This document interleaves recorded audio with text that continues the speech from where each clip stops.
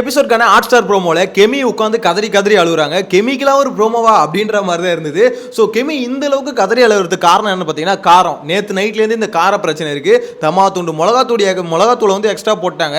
அதை போட்டதுலேருந்து எப்போ அதை வச்சு ஒரு கலவரம் பண்ணுறானுங்க பாருங்க. நேற்று நைட்லேருந்து இது பெரிய பிரச்சனையாக மாறிட்டு இருக்கு. கமருதீனுக்கும் கெமிக்கும் ஒரு ஃபைட் வந்தது.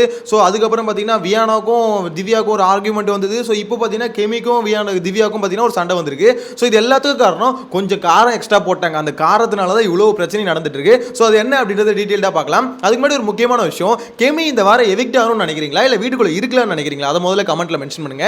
ஏன்னா கெமின்ற ஒரு ஆள் வந்து எப்ப தெரியுறாங்கன்னு பாத்தீங்கன்னா இந்த மாதிரி ஒண்ணுமே இல்லாத பிரச்சனையை வந்து சும்மா பில்டப் கொடுத்து அழுகுறாங்கல்ல, இந்த மாதிரி சமயத்துல மட்டும் தான் தெரியுறாங்களே தவிர மத்தபடி அப்படி ஒரு பீஸ் வந்து வீட்டுக்குள்ள இருக்கா அப்படின்னு தேடி தான் கண்டுபிடிக்கணும் போல. இப்ப அரோரா கூட அந்த மாதிரி தேடிட்டு இருந்த ஒரு பீஸ் தான் அரோரா கூட இப்ப அங்கங்க தெரியுது. ஆனா கெமி எங்க இருக்குன்னே தெரிய மாட்டேங்குங்க, என்ன பண்ணுதுன்னே தெரிய மாட்டுது. ஆனா இவ்வளவு வாரம் எப்படி தப்பிச்சதுன்னு தெரியலங்க. ரெண்டாவது வாரத்தில் போக வேண்டிய கெமி இவ்வளோ நாள் எப்படா தப்பிக்கிறாங்க அப்படின்றது மிராக்கலாக தான் இருக்குது. எனிவேஸ் ஒன் பை ஒன்னா பார்க்கலாம். முதல்ல இந்த காரம் பிரச்சனை என்னன்னு பார்த்தீங்கன்னா நேற்று வந்து திவ்யா சமைக்கும் போது திவ்யாவும் சாண்ட்ராவும் சமைக்கும் போது பார்த்தீங்கன்னா குழம்புல வந்து காரம் அதிகமாகிடுச்சுன்னு வச்சுக்கோங்களேன். அது குழம்புலன்றாங்க இல்லை இதுலன்ற வடையிலன்றாங்க. ஸோ ஏதோ ஒரு கர்மம் இதுலேயே கொஞ்சம் காரம் அதிகமாகிடுச்சு. சைடிஸில் ஏதோ ஒன்றில் காரம் அதிகமாக இருந்தாலும் உங்களால் சாப்பிட முடியல. ஒரு பிரச்சனை ஒன்று கிளம்புது. உடனே கமருதீன் என்ன பண்ணுறது, கொஞ்சம் நெய் எடுத்து எல்லாருக்கும் ஒரு டீஸ்பூன் கொடுக்குறாரு. ரெண்டாவது டீஸ்பூன் கேட்கும்போது கொடுக்கல. ஸோ அதில் வந்து பார்த்தீங்கன்னா கெமிக்கும் கமருதீனுக்கும் நடுவில் சண்டை வருதுன்னு வச்சுக்கோங்களேன். ஸோ இதுக்கப்புறம் என்ன நடக்குதுன்னா நம்ம வியானா இருக்காங்களே அவங்களுக்கும் திவ்யாவுக்கும் ஒரு ஆர்குமெண்ட் வருது. இந்த மாதிரி ஏன் காரம் அதிகமாக போட்டின்னு கேட்கும்போது இதை பாரு 45 நாளாக நீங்கள் காரம் சாப்பிடல. திவ்யா வந்து சொல்கிற பதில் இது. 45 நாளாக நீங்கள் காரம் சாப்பிடல. ஆனால் நாங்கள் வந்து பார்த்தீங்கன்னா எங்களுக்கு இது கரெக்டாக தான் இருக்குது காரம். மேபி உங்களுக்கு வந்து பார்த்தீங்கன்னா காரம் அது வந்து ரொம்ப இதுவாக இருக்குது. ஏன்னா இவ்வளோ நாளாக பார்த்தீங்கன்னா மிளகாத்தூள் இல்லை உங்ககிட்ட. ஸோ அதனால் மிளகாத்தூளே இல்லாமல் காரமே போடாமல் சமைச்சு சாப்பிட்டுட்டு இருந்தானுங்க. ஸோ இப்போ இந்த காரம் போடவும் அவங்களால டக்குனு அடாப்ட் பண்ணிக்க முடியல. காரம் அதிகமாகிடுச்சு. சொன்னோன்னு பார்த்தீங்கன்னா வியானாவும் அக்செப்ட் பண்ணிக்கிட்டாங்க. இப்போ என்ன மேட்டர்னா நேற்று எல்லாம் இந்த மாதிரி காரம்னு சொல்லிட்டு ஒரு குதிச்சிருந்தானுங்களா. இப்போ அந்த காரமாக இருந்த ஒரு விஷயத்தை எதுக்கு சாப்பிட்றீங்க அப்படின்ற மாதிரி திவ்யா கேட்டுக்கிறாங்க. ஸோ கேட்டோன்னு பார்த்தீங்கன்னா கெமியால் அக்செப்ட் பண்ணிக்க முடியல. என்னது நான் சாப்பிடக்கூடாதா, என்ன எதுக்கு இப்படி பண்ணுறீங்க அப்படின்னு சொல்லிட்டு பார்த்தீங்கன்னா ஒரு மாதிரி மூளையில் போய் அழ ஆரம்பிச்சிடுறாங்க.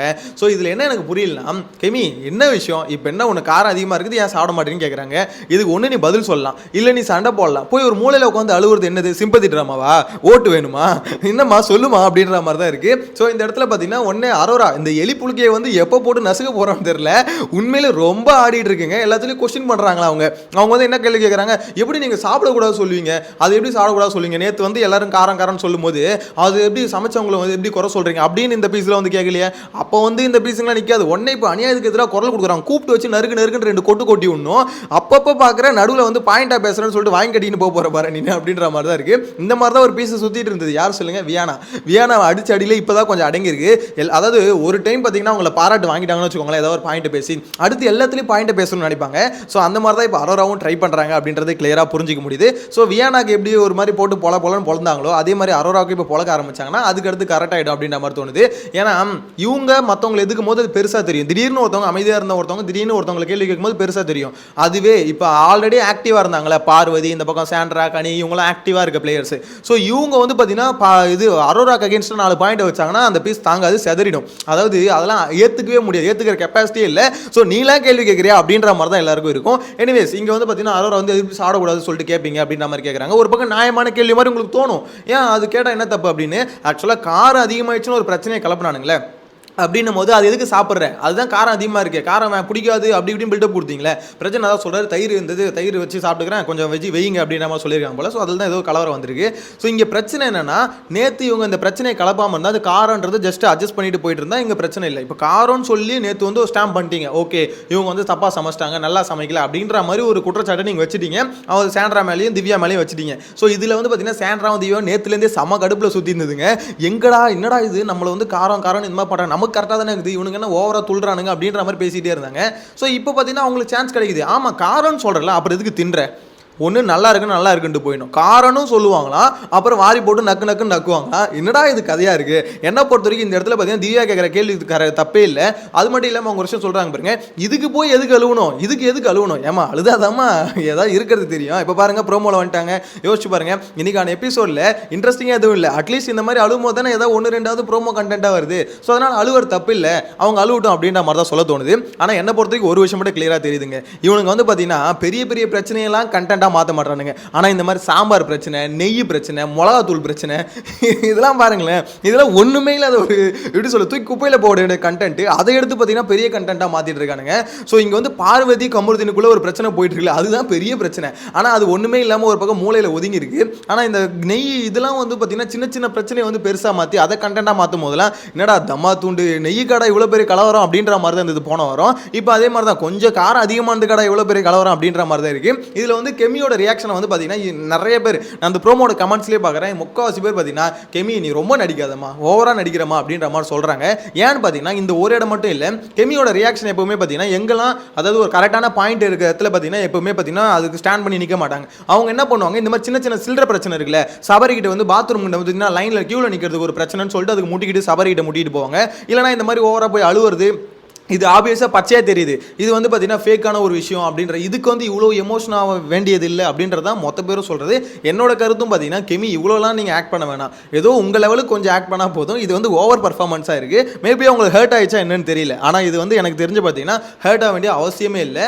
ஏன்னா அவங்க ஒரு பாயிண்ட் வைக்கிறாங்கன்னா திருப்பி பேசணும். ஆமாம் என்ன ஆமாம் சரி ஓகே அப்போ சொன்னேன், இப்போ எனக்கு சாப்பிடணும்னு தோணுது சாப்பிட்டுக்கிறேன். ஆனால் இந்த இடத்துல நான் ஓப்பனாக சொல்கிறவா, திவ்யா சாண்ட்ரா பண்ணாங்கல்ல அந்த மாதிரி சாப்பிடக்கூடாதுன்னு, அது கரெக்டு தான். ஏன்னா நீ ஒன்றும் குறை சொல்லிடக்கூடாது, அதாவது இப்படி இருக்குது அப்படி இருக்குன்னு சொல்லிட்டு மொத்த பேர் சேர்ந்து குறை சொல்லிட்டானுங்க. எல்லாருமே குறை சொல்றானுங்க, இந்த மாதிரி காரம் காரம் காரம் காரம்னு சொல்லிட்டு குறை சொல்லிட்டானுங்க. மொத்த பேர் குறை சொல்லும் போது அங்கே சமைச்சவங்களுக்கு எவ்வளோ கடுப்பாக இருக்கும். அதாவது நான் எல்லாத்தையும் சமைப்பேன், என்னை வந்து காரம்னு சொல்லிட்டு சரி ஓகே நீ காரம்னு சொல்கிறத அக்செப்ட் பண்ணுறேன், ஆனால் காரம்னு சொல்கிறது எதுக்கு சாப்பிட்ற? இது வந்து என்ன பொறுத்த வரைக்கும் நியாயமான கேள்வியாக தான் இருக்குது. இந்த இடத்துல பார்த்தீங்கன்னா திவ்யா சாப்பிடாதுன்னு சொன்னதும் கரெக்டாக. அது சில பேர் சொல்லலாம், எப்படி சாப்பிட வரவங்கள சாப்பிடாதுன்னு சொல்கிறது தப்பு இல்லையா அப்படின்னு நம்ம கேட்டிங்கன்னா அது தப்பு தான். ஆனால் இப்போ இந்த சுச்சுவேஷனில் அது பண்ணும்போது தப்பு இல்லை அப்படின்ற மாதிரி தான் தோணுது. ஸோ இந்த இடத்துல திவ்யாவே சொல்கிறாங்க பாரு, அவள் போய் ஓவராக ட்ராமா போடுறா அப்படின்ற மாதிரி சொல்கிறாங்களே, அது உண்மை தான். இதுக்கு இவ்வளோ பெரிய ட்ராமா போட வேண்டிய அவசியம் இல்லை. போய் வெளியே போயிட்டு ஓன்னு அழுகுற மாதிரி தான் இருக்குது. அவங்க ரியாக்ஷனை பார்க்கும்போது அப்படி தான் இருக்குது. ஆனால் என்னை பொறுத்த வரைக்கும் இதுக்கு பெருசாக இந்த மாதிரி விஷயம் கிரியேட் பண்ண வேணாம் அப்படின்ற மாதிரி தோணுது. மேபி சபரிக்கிட்டேருந்து கற்றுக்கிட்டு இருப்பாங்க போல, சபரி வந்து ட்ரைனிங் கொடுத்துருப்பாரு நினைக்கிறேன். இந்த பாரு கெமி சின்ன சின்ன பிரச்சனைலாம் இப்படி தான் இருக்கும், ஆனால் அதுக்கு போய் நம்ம உட்காந்து அழுதோன்னு வச்சுக்கியா சும்மா ஊரே அப்படியே வேடிக்கை பார்க்கும், அவ்வளோதான் கண்டென்ட் நம்ம தான் அப்படின்ற மாதிரி சொல்லிட்டாரு. என்னன்னு தெரியல.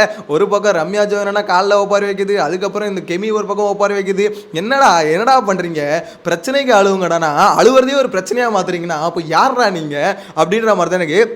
ஏன்னா ஸ்கிரிப்ட் லீக் ஆயிடுச்சு. ஆக்சுவலாக ஸ்கிரிப்ட் படி என்னன்னா இந்த மாதிரி நம்ம அழுது ஒரு எமோஷனலாக ட்ராமா போட்டால் இங்கே ஒர்க் அவுட் ஆகுது. சபரி தான் அந்த ஸ்கிரிப்டை ஃபஸ்ட்டு லீக் பண்ணி விட்டது. எல்லாரும் வீட்டை கூட்டி வச்சு உட்காந்து வச்சு அழுதாரு பார்த்தீங்களா, அங்கே தான் லீக் ஆனது.